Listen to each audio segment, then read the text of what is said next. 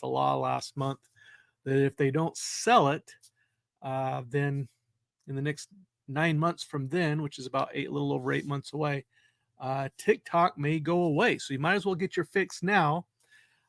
Get over to TikTok and enjoy it while you can because it may be going away, right? But mostly right now, we're going to talk about LinkedIn because LinkedIn is the old, reliable, it's the oldest social media platform. It's been around about 20 plus years, almost 21 years this month that it's been around. So it's the largest business networking group on the planet, and there's over 1 billion members on LinkedIn. So if you have any kind of a business, LinkedIn is definitely something that you may consider as a primary source of getting the word out on your business. So welcome to LI Training. And this is your go-to destination for all things LinkedIn, networking, and content creation. I'm your host, Lane Dockstader, here with LI Training. We're going to talk about content today, the different types of posts, different type of content that you can put on LinkedIn and that you can enjoy experiencing from others. And so it could be a very bite-sized little text post. You may see very small text-only posts. You may see longer ones that kind of more tell a story, just as an example. So those are two popular types of posts here on LinkedIn: is the short form post, as well as the longer long form posts. So the reason it's called long form is just simply longer than the short form. The short ones are kind of little snappy text posts. They're really kind of the cornerstone of LinkedIn engagement. You'll see a lot of those. They're perfect for a quick insight, sharing a quick message, a thought-provoking question, get someone thinking. And remember, there's a reason it's called a short form post, because it's short. So, getting quick to the point, brevity is key. You also want to use a hook, something to really grab their attention right at the beginning, because since it is so short, it is important to grab their attention right off the bat, right? And then so you want to lead with a compelling hook, something that really grabs their attention. It could be a surprising fact, something that they didn't think about or consider, or it could be a thought-provoking question that really stops them right in their tracks. So you might ask, do you think it's better to be on TikTok or LinkedIn? And as we just talked about, there's a major lawsuit right now, a major legal matter, saying that if TikTok does not change its ownership in the next 8 months or so from now, they're going to be banned in the United States. So that's one good reason to consider other options and not just relying on, let's say, only TikTok, because there are some businesses that's their bread and butter. That's how their business works, is they're on TikTok. So what is that? So that's the first form. So we're going to talk about 7 quick options here. That's the first one, short form text post. So it's just text, very short to the point, and it's text. So you just see words basically. What's a long form text post? It's basically just like a short form post, except for that it's longer, basically. So you can tell a story, you can kind of dive a little bit deeper into your topics, what you're sharing. You can tell stories. You don't want to make it too long, because I don't know about you, but if I'm scrolling more than about 2 pages, you probably lost me. So even longer form can be 2 or 3 times that of a shorter form text. I still wouldn't make it past like 2 pages though. Think of them as a mini article, like a short article right in the LinkedIn feed. Now, one thing you might want to do to break it up a little bit, make it a little easier to consume, a little bit easier to read, is have bullet points. Bullet points will make it a little bit easier to keep someone's attention. And always, as always, even for the short form post, I would recommend having some form of call to action. Invite your readers to take some type of a step, whatever that is. It may be, hey, ring my bell up on LinkedIn, or hey, if we're not connected, send me a connection request. Whatever it is, I would almost always, if not always, have some kind of a call to action. Invite them to do something that would make a difference for that person. The third type of posts is videos. Videos are very, very popular on social media. You have your TikTok, Instagram, YouTube, all these, these reels. Even Facebook has these reels, these short videos right on those platforms. So LinkedIn is no exception. A good short video is definitely appreciated here on LinkedIn as well. It really grabs your attention, and it's something that can be easily shared. A little 20-second or anything less than a minute or so video and you'd be surprised what you can share in 60 seconds. So sometimes people are like, 1 minute, how am I supposed to share any kind of a message? Well, you'd be surprised what you can share in about a minute or so, 60 seconds or less. So you can show, your specialty. You can show off what you do. You can have a behind the scenes glimpse of what you do. You can have a quick tips, tutorials. The main thing for these videos is keep them short and simple. We're all busy, so we appreciate something that's short, simple, to the point, and really gets your message across. And don't forget to optimize it for phone usage, because other platforms, Facebook, Instagram, TikTok, it's by and large the vast majority is people use their phones.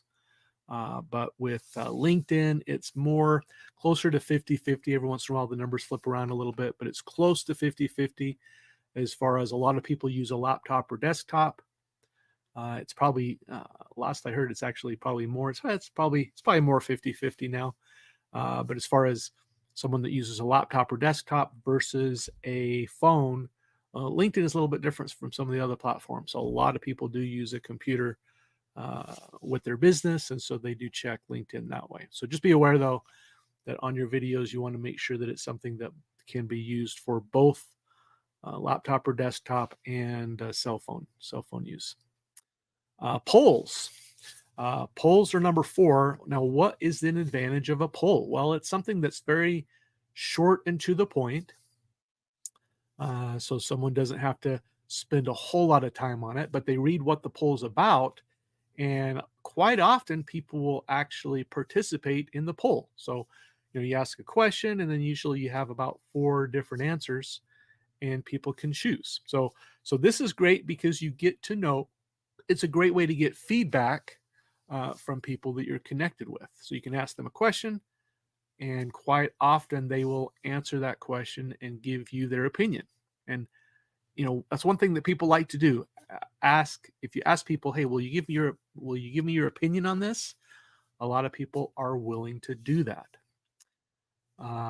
So you can find out things that normally people may not want to tell you, but if there's 20 other people answering the same question, a lot of times they're very willing to share.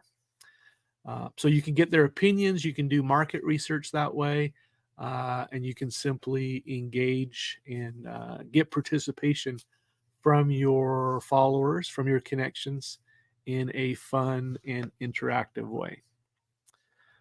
You do want to keep those relevant and timely. Obviously, if it's something that's ancient history, probably won't do you much good. But if it's something that's current, to the point, people will typically enjoy that.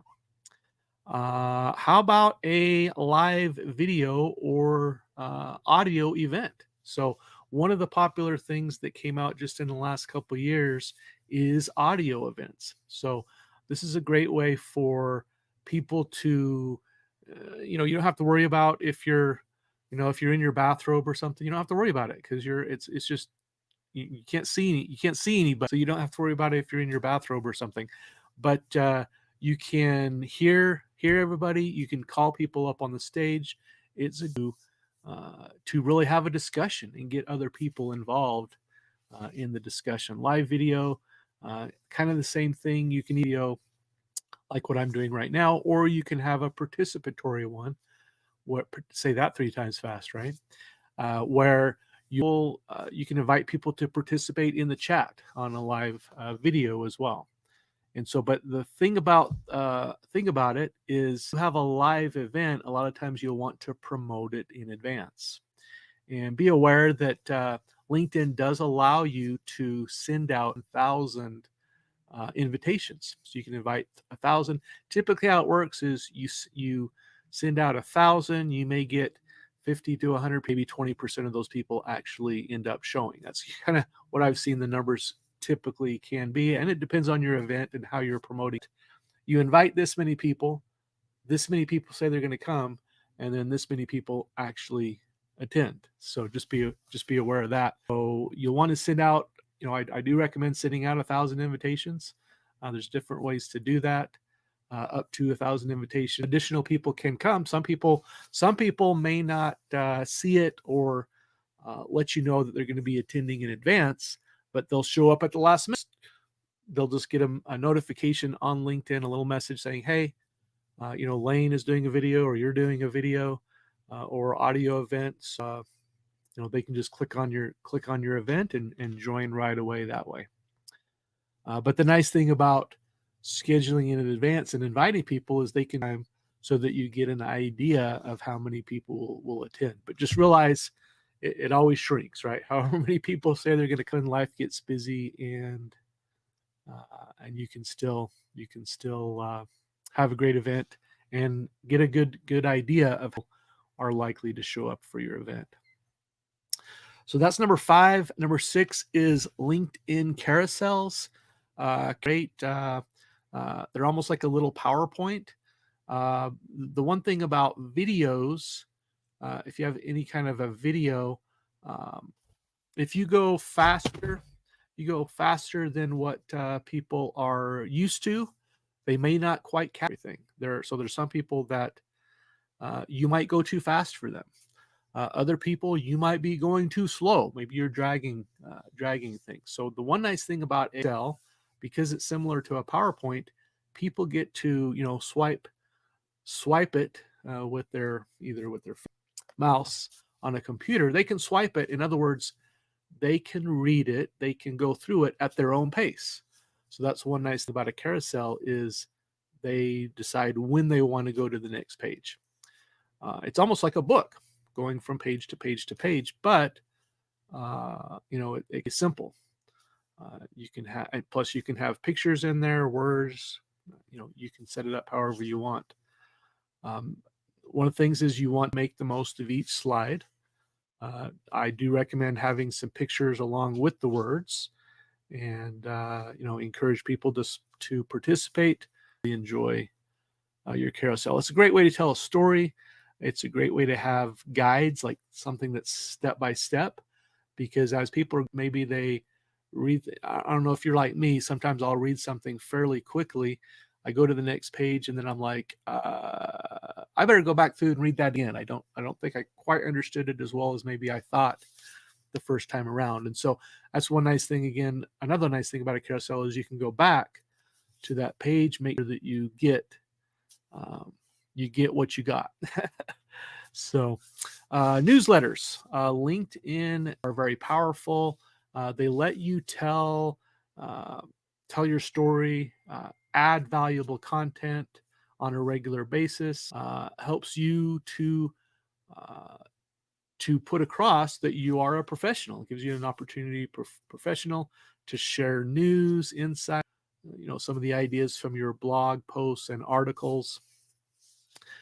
It is a good idea to have a consistent schedule for your newsletter and stick to it, and encourage readers to subscribe and share with the networks.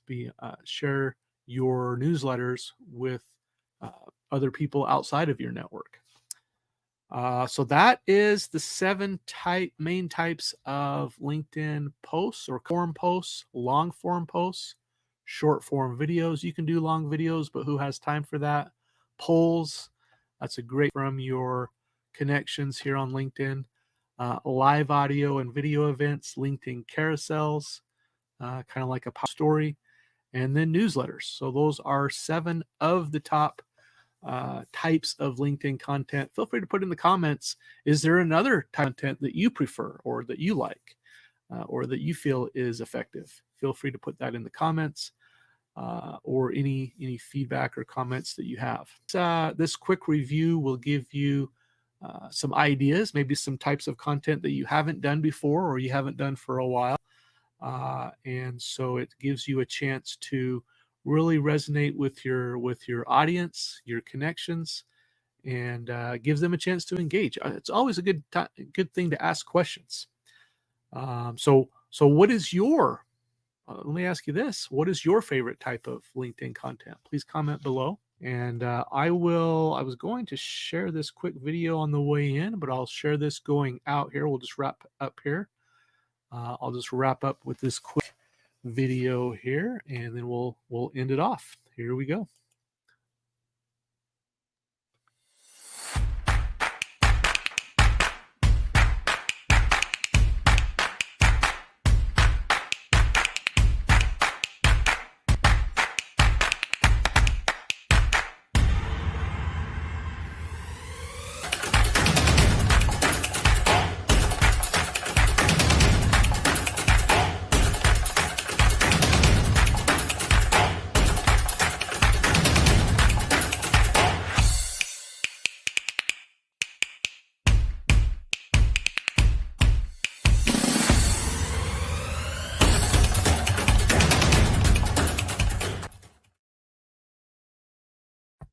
All right. With that, everybody, happy Friday. Have a great weekend, and consider, what is one thing content with your types of posts that you're doing set up for next week. What can you do different next week?